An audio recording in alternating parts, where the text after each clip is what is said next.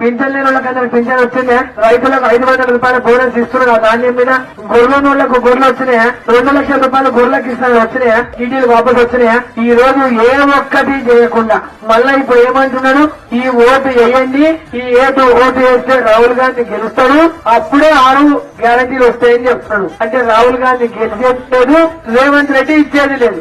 ఏమన్నా ఇచ్చేది ఉందంటే నరేంద్ర మోదీ రేపు మనకి ఇచ్చేది. పేదవాళ్ళకి ఇండ్లు గాని, రైతులకు సబ్సిడీ కింద రుణాలు గాని, రైతులకు సబ్సిడీ కింద ఎరువులు గాని, రైతులకు ప్రతి ఒక్కరికి మోదీ పైసలు పడుతున్నాయి వాళ్ళ అకౌంట్లలో.